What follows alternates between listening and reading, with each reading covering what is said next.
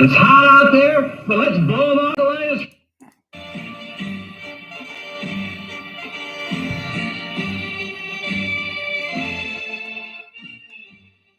Well, that was a choppy opening, but it worked for me. It gets me jazzed. I'm Joe Terosian, and live from the Ram Cave, this is RamView, the January 17th, 2023 edition, brought to you by Temple City Auto Repair. If you need just some help with your auto repairs, get yourself some John and Henry. It's good. I broadcast last Monday, but the audio and everything came out so poor. The podcast came out okay, but the YouTube version didn't. And I'm working on some new methods right now to change this up. Although it's not my best ability, I am trying to get it done. So it comes out, the quality is better. So if you know anyone that's better than me, that's great, and we'll go from there. But I am working on it because I get frustrated with it, and I'm learning more and more each day. So enough with that. Hey, Sean McVay is returning. Great. Isn't that awesome? Yeah. Okay, whatever. I'm kind of done with Sean McVay in terms of not even as a coach, but I'm kind of done with, well, maybe next year, maybe this year, maybe that. I'm kind of bailing. You know what? Go. That's my feeling, is that I don't like being held hostage to anybody. And so if he wants to go, tell him to go. I don't think he really wants to, because, that team kept playing hard. He was not a guy that checked out at the end of this year. And so I am happy he's back, but I don't want to hear this again next year. And I don't want to hear it again a year later. Hey, dude, fill your contract, then retire and go off into the sunset, or just leave now and let's just get on with the future. Here's the thing that everyone has to kind of learn at one time or another, is the world goes on without you. Yeah, it does. It really goes on. It goes on without you, and it doesn't stop to consider your feelings at all. It just keeps moving on, and you have to realize that. So the NFL is going to go on. It went on after Dan Marino and John Elway retired. It went on after Johnny Unitas, Don Shula, Vince Lombardi. It goes on without George Halas.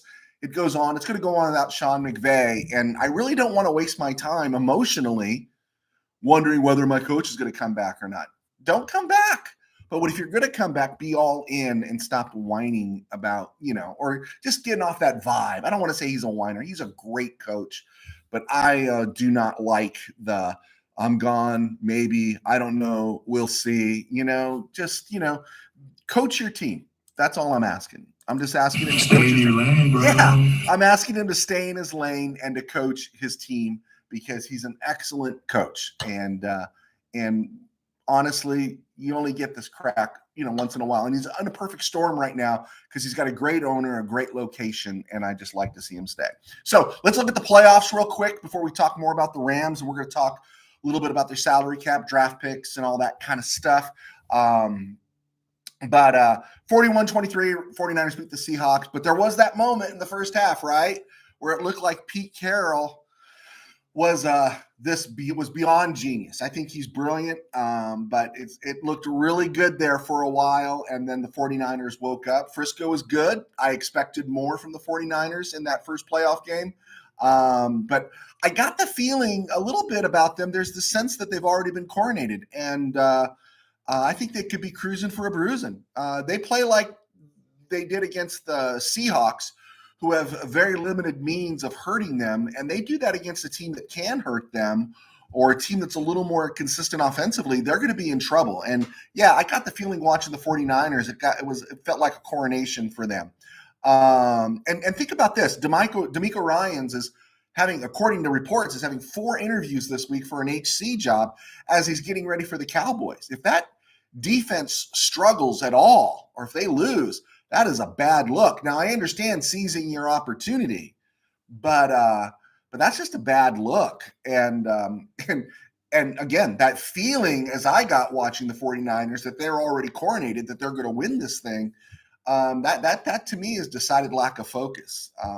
If any team won't wait for you to finish your regular season, I understand they want to get a head start, but if they're really hot for you, they'll wait. They'll wait. They'll tell you, we're going to wait.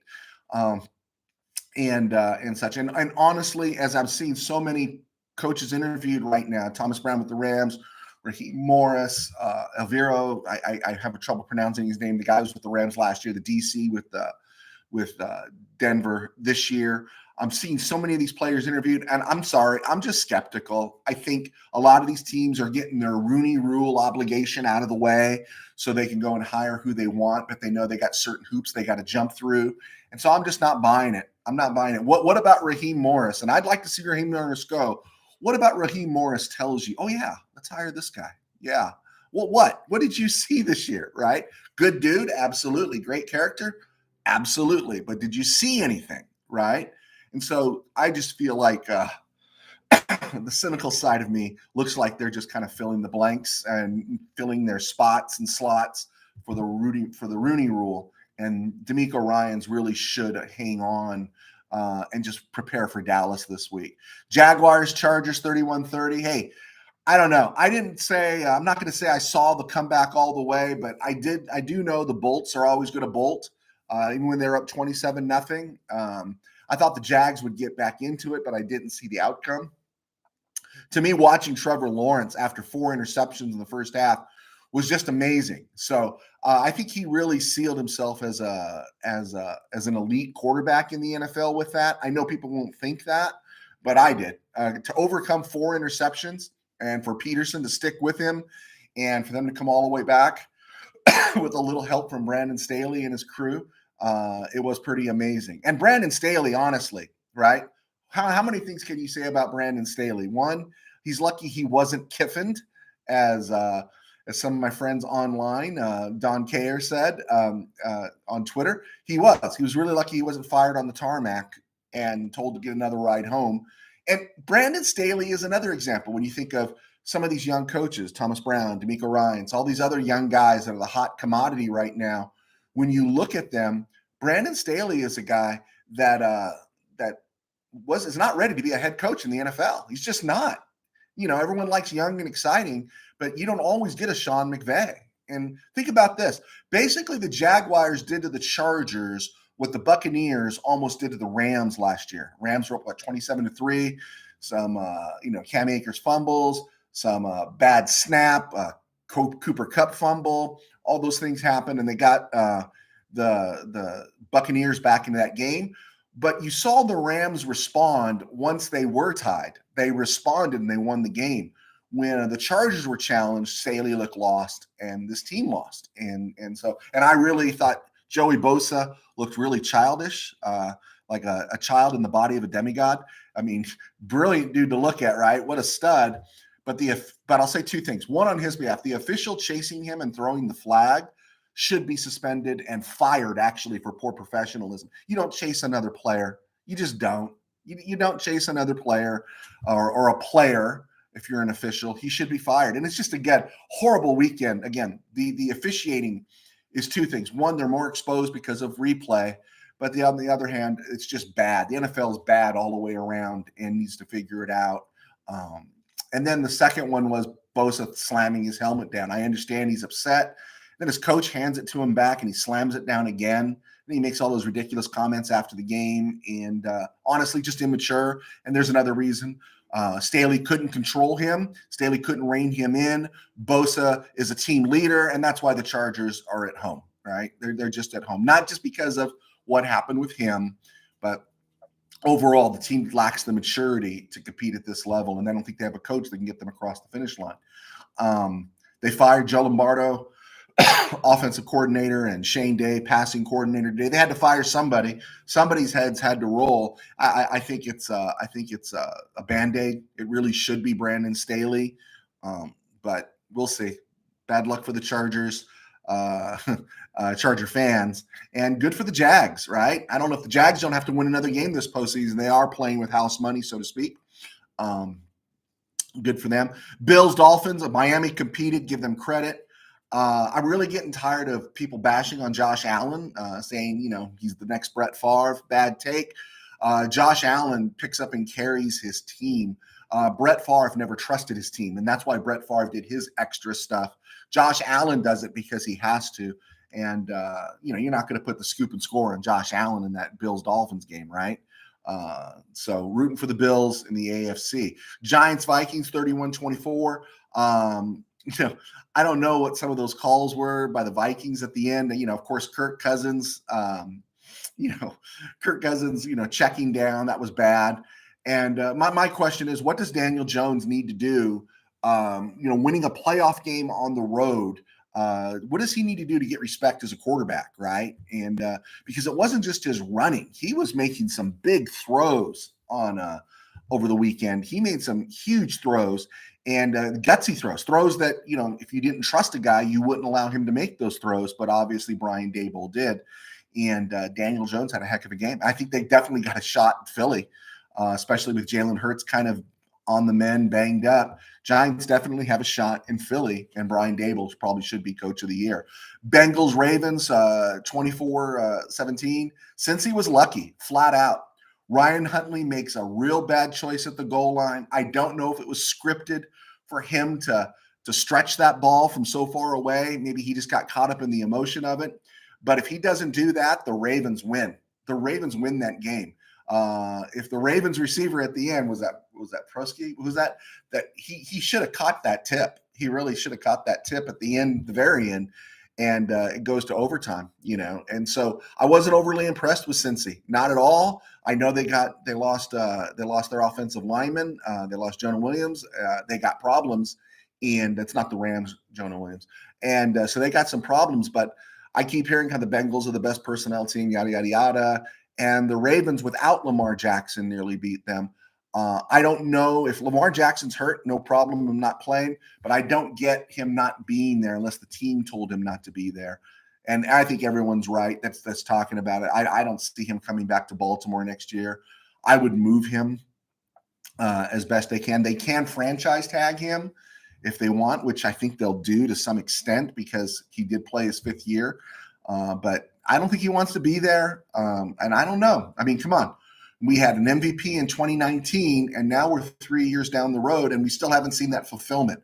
We haven't seen the deep playoff run. We haven't seen the Super Bowl title, and this guy wants 250 rocks guaranteed. Sorry if the Ravens aren't as foolish as the Cleveland Browns and handing out their dough.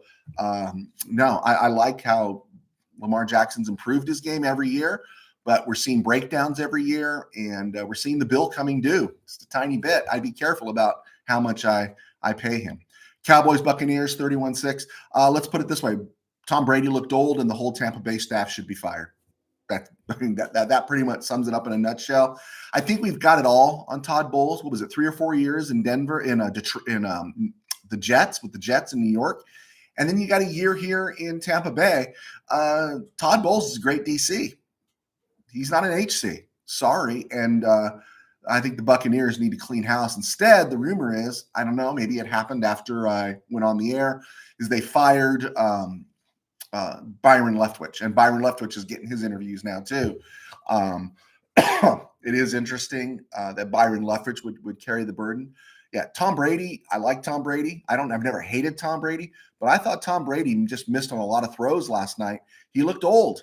It's time to go, Tom. You blew it. You really should have stayed with your wife and gone off into the sunset last year. That was a shame. That was a real tragedy to come back and do that. So we got games coming up this week. Bengals going to Buffalo, Giants going to Philly. You got, the Jags. I think the Jags are playing Kansas City.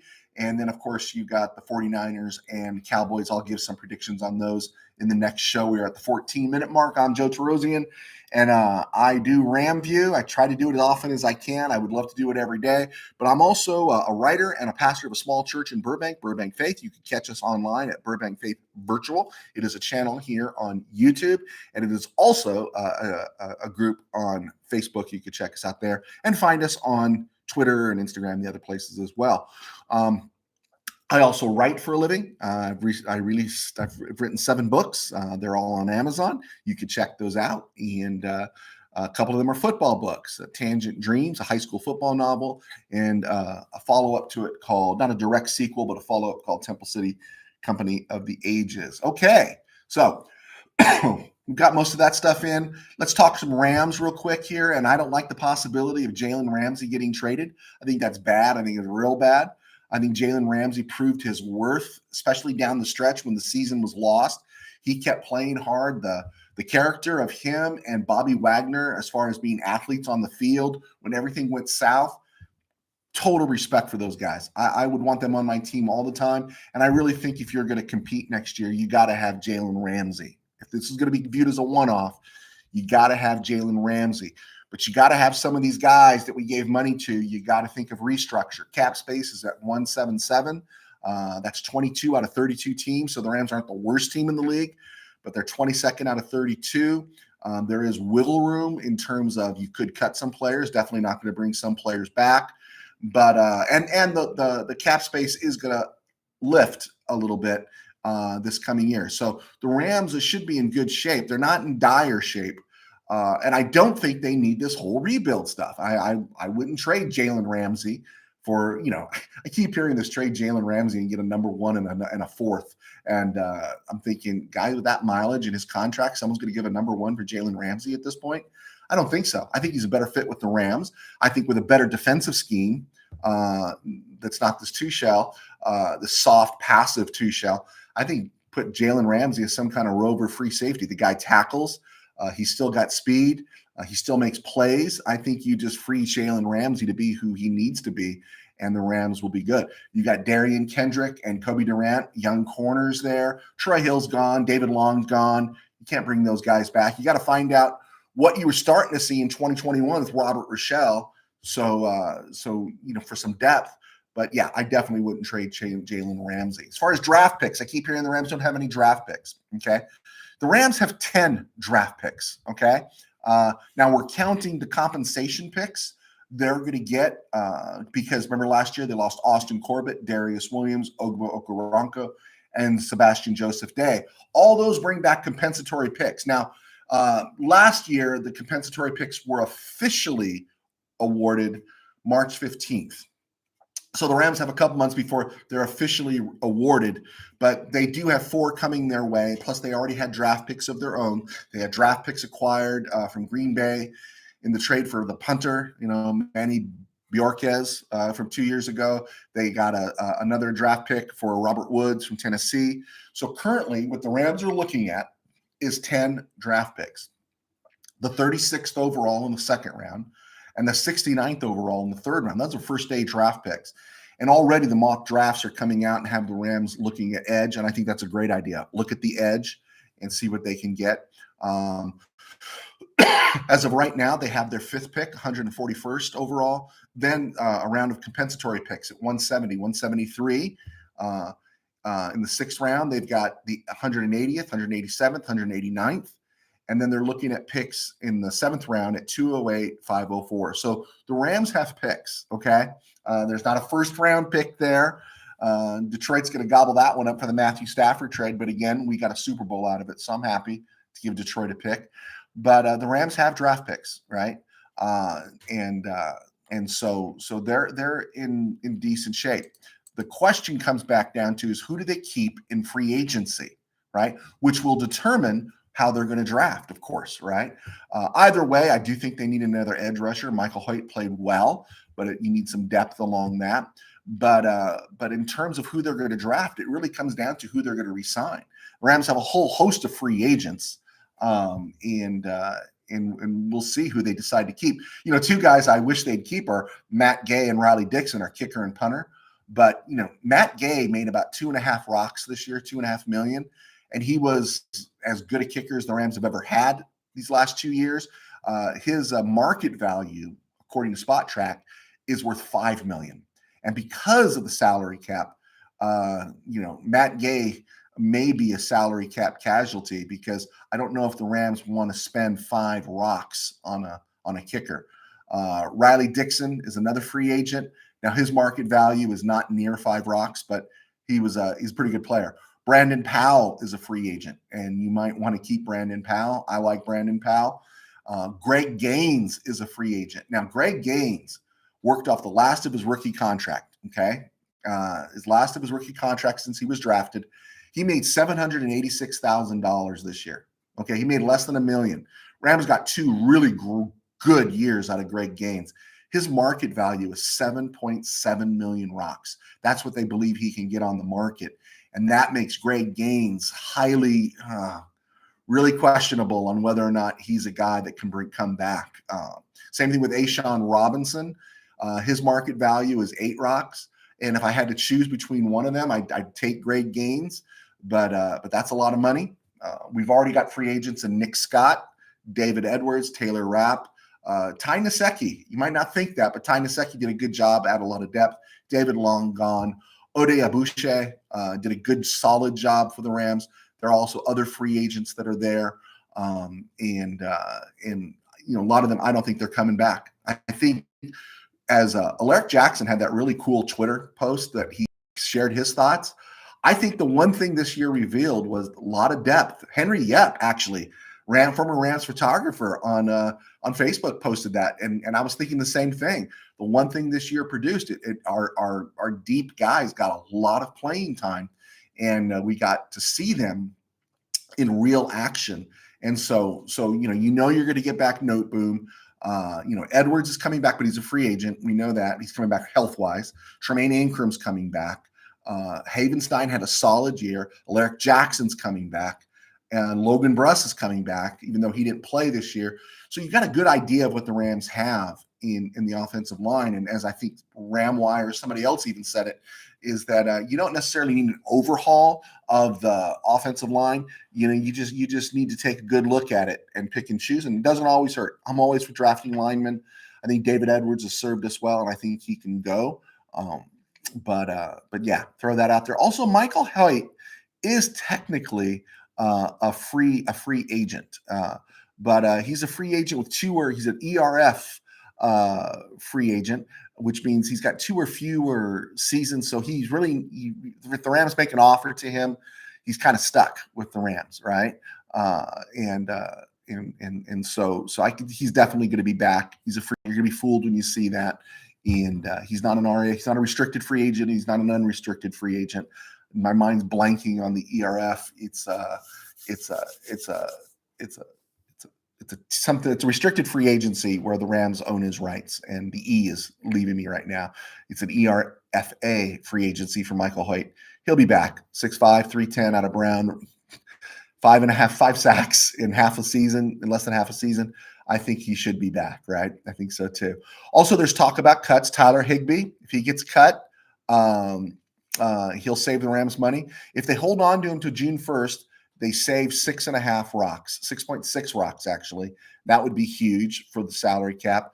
The one that's interesting that people aren't viewing, they can cut Leonard Floyd now and save $3 million.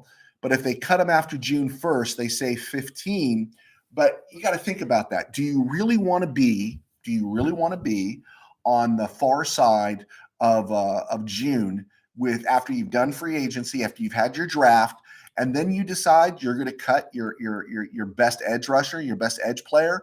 And I think that's just a big risk. I don't see the Rams doing that. I think they could talk to Leonard Floyd maybe about restructuring some or something, but I don't think you're going to cut him after June 1st unless you do something really special in the draft and you find something really special on the edge. And I just can't see that happening. And again, if you're serious about competing next year, the Rams don't have the ability to send Jalen Ramsey and Leonard Floyd packing and expect to compete with Frisco and some of the other teams in the NFC, right? And so I think they better hang on to him. Also, there's a lot of talk about the play of the inside linemen. Of course, we know Aaron Donald, Greg Gaines, solid. We hope Greg Gaines comes back. But a lot of people seem to like Jonah Williams and Marquise Copeland. And yeah, Jonah Williams and Marquise Copeland are fine.